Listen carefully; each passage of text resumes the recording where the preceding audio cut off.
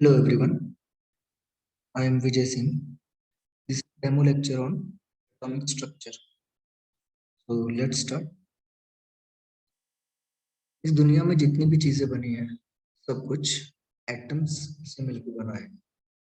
Basically atom क्या होता है पहले ये समझ लेते हैं। जैसे कि कोई भी हमारा ऑब्जेक्ट हम लेते हैं, कोई भी solid object let's say for example एक, तो जब हम उसके सरफेस को जूम करके देखते हैं तो उसका सरफेस पे हमें क्या दिखता है, छोटे छोटे पार्टिकल्स नजर आते हैं। ठीक है, बहुत टाइनी पार्टिकल्स जिनको तुम हाथ से या किसी इंस्ट्रूमेंट से तोड़ नहीं सकते। यही हमारी आइज की लिमिट भी है कि हम पार्टिकल से आगे और नहीं देख सकते। लेकिन एपरेटस हमारे पास ऐसे हैं जिससे हम और ज्यादा जूम कर सकते हैं चीजों को। तो जब और ज्यादा जूम करेंगे तब हम क्या है मॉलिक्यूलर लेवल पे पहुंचेंगे। हमें पता चलता है कि ये जो पार्टिकल्स है यानी कि जो सॉलिड था जो कि बहुत सारे पार्टिकल्स से मिलकर बना था, ये पार्टिकल्स भी क्या है बहुत सारे जो छोटे छोटे पार्टिकल्स से मिलकर, इन्हें हम कहते हैं क्या, मॉलिक्यूल्स। फिर जब इन मॉलिक्यूल्स में भी आप जूम इन करोगे तो आप क्या देखते हो कि ये मॉलिक्यूल्स भी और छोटे छोटे पार्टिकल्स से मिलकर बना है। ठीक है, वो स्फेरिकल इन शेप है जनरली। ये जो और छोटे छोटे पार्टिकल है इसी को हम कहते हैं एटम। जब इस एटम को भी तुम जूम करके देखोगे तो क्या पता चलता है हमें, एटम के अंदर एक न्यूक्लियस है जहां पे सारा का सारा पॉजिटिव चार्ज है। अराउंड दूसरे बहुत छोटे छोटे पार्टिकल्स रिवॉल्व करते हैं जिसे हम इलेक्ट्रॉन कहते हैं। तो यही है हमारा स्ट्रक्चर ऑफ एटम या atomic structure. Basically of atom में क्या है, हमारे पास एक सेंटर है जहां पे सारा का सारा पॉजिटिव चार्ज प्रेजेंट है और उस सेंटर में क्या है, प्रोटॉन है, बेसिकली पॉजिटिवली चार्ज्ड है और इसी की वजह से न्यूक्लियस का चार्ज पॉजिटिव होता है। और क्या होता है इधर, न्यूट्रॉन। ठीक है, न्यूट्रॉन का चार्ज क्या होता है, कुछ भी नहीं होता, ये न्यूट्रल पार्टिकल। फिर इस न्यूक्लियस के अराउंड हम क्या देखते हैं, इलेक्ट्रॉन्स जो है वो रिवॉल्व कर रहे हैं। ठीक है, इलेक्ट्रॉन्स का चार्ज क्या होता है, नेगेटिव होता है। लेकिन इसमें हम क्या देखते हैं कि इलेक्ट्रॉन सारे एक साथ रिवॉल्व नहीं कर रहे हैं, वो अलग अलग पोजीशन पे है। ठीक है, सबका डिस्टेंस जो है डिफरेंट है, ये अलग अलग शेल्स में एनर्जी लेवल्स में जो है रिवॉल्व कर रहे हैं अराउंड द न्यूक्लियस। ठीक है, इनरमोस्ट शेल को हमने नाम दे रखा है के, उसके बाद आता है हमारा एल एंड सो ऑन, जैसे जैसे हम बाहर जाते हैं। इनरमोस्ट शेल है हमारा के शेल, उसमें सिर्फ दो ही इलेक्ट्रॉन्स आ सकते हैं। उसके बाद वाला जो शेल है उसमें 8 इलेक्ट्रॉन्स आ सकते हैं। फॉर एग्जाम्पल हम इसमें 5 इलेक्ट्रॉन्स फिल कर देते हैं। ये क्या हो गया हमारा, नाइट्रोजन का एटम हो गया। जैसे क्या है, एक एटम हमारा होता है जिसमें कि सेंटर में एकदम एटम के प्रोटॉन्स एंड न्यूट्रॉन्स रहते हैं, तो हम न्यूक्लियस बोलते हैं। और ये प्रोटॉन और न्यूट्रॉन्स को हम नाम क्या देते हैं, न्यूक्लियॉन, क्योंकि न्यूक्लियस के अंदर मिलते हैं तो इनको हम कलेक्टिवली क्या बोलते हैं, न्यूक्लियॉन। प्रोटॉन भी एक न्यूक्लियॉन है, न्यूट्रॉन भी एक न्यूक्लियॉन है। प्रोटॉन हमारा पॉजिटिव चार्ज कैरी करता है और न्यूट्रॉन हमारा न्यूट्रल पार्टिकल है। फिर इस न्यूक्लियस के अराउंड इलेक्ट्रॉन्स रिवॉल्व करते हैं और जैसे हमारा एक एटम बनता है। ठीक है, अब इसमें खास बात यह है, जेड से हम डिनोट करते हैं नंबर ऑफ प्रोटॉन्स को।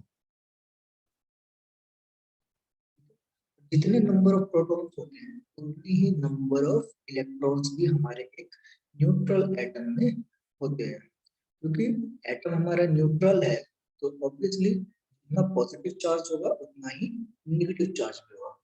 क्योंकि इलेक्ट्रॉन और प्रोटॉन पे इक्वल चार्ज होता है, तो इसका मतलब पॉजिटिव और नेगेटिव चार्ज इक्वल अमाउंट में प्रेजेंट है। और इसका मतलब ये हुआ कि जितने नंबर ऑफ प्रोटॉन्स है उतने ही नंबर ऑफ इलेक्ट्रॉन्स भी है। अगर हमारे पास 7 इलेक्ट्रॉन्स है तो प्रोटॉन्स भी कितने होने चाहिए? 7 होने चाहिए, ठीक है। लेकिन नंबर ऑफ न्यूट्रॉन्स पे ऐसा कोई बैरियर नहीं, वो ज्यादा भी हो सकते हैं, कम भी हो सकते हैं।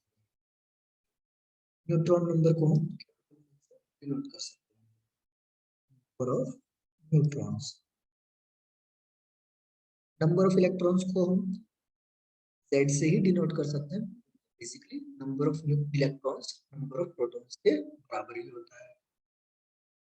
फिर Z प्लस N कलेक्टिवली हम बोलते हैं मास नंबर, जिसे हम ए से डिनोट करते हैं, यानी कि एटॉमिक मास। एटम का जो मास होता है या जो कहें हम उसका वेट होता है, वो बेसिकली प्रोटॉन और न्यूट्रॉन की वजह से।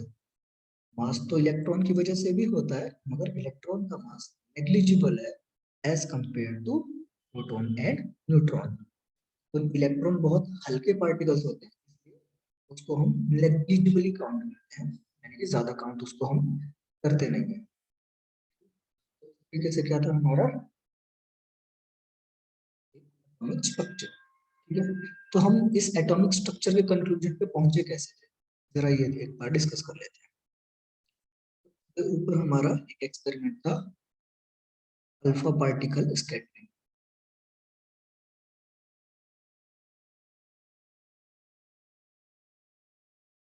हमारे पास क्या था, एक गोल्ड फॉइल था, इसके ऊपर हमने क्या किया, अल्फा पार्टिकल को बम्बार्ड किया।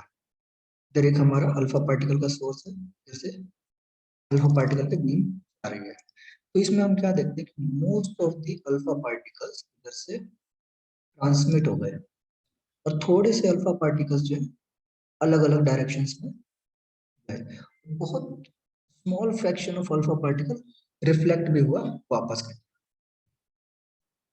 हमें क्या पता चला, ऑलमोस्ट 99.99% स्पेस है इन बिटवीन एटम, यानी कि एटम है इसका साइज ये है, उसके बीच में जो ये स्पेस है, ये वाला रीजन, ये 99.999% जो है एम्प्टी है। इससे एक्सपेरिमेंट से हमें पता चला, क्योंकि हमारे most of the alpha particles transmit हो गए थे गोल्ड फॉइल से, उनको कुछ भी हिंड्रेंस नहीं मिला, किसी भी चीज से वो टकराए नहीं, तो इसका मतलब कुछ में आ ही नहीं, फ्री स्पेस मिला आगे जाने के लिए। अल्फा पार्टिकल क्या थे, थोड़ा सा अपने पाथ से डेविएट हो गए, जैसे कि कोई अगर न्यूक्लियस के पास से जाता है तो क्या हो जाता है, अपने पाथ से डेविएट हो जाता है। क्यों डेविएट हो जाता है, क्योंकि न्यूक्लियस के ऊपर पॉजिटिव चार्ज है और अल्फा पार्टिकल के ऊपर पॉजिटिव चार्ज है, इसका मतलब वो रिपेल हो रहा था, तो इसी को हम कहते हैं स्कैटरिंग।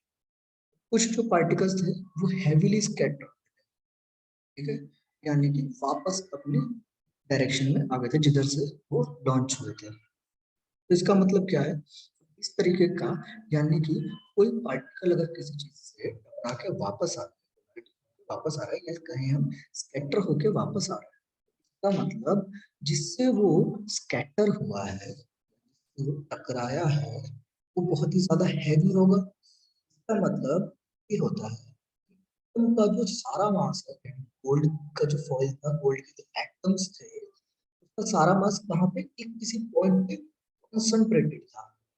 तभी जो है ये अल्फा पार्टिकल्स उससे रिफ्लेक्ट होके वापस आ सकते थे। तो कंक्लूजन हमारा क्या निकलता है, क्योंकि ज्यादातर अल्फा पार्टिकल्स हमारे ट्रांसमिट हो गए, तो इसका मतलब बीच में बहुत सारा फ्री स्पेस है, खाली जगह है।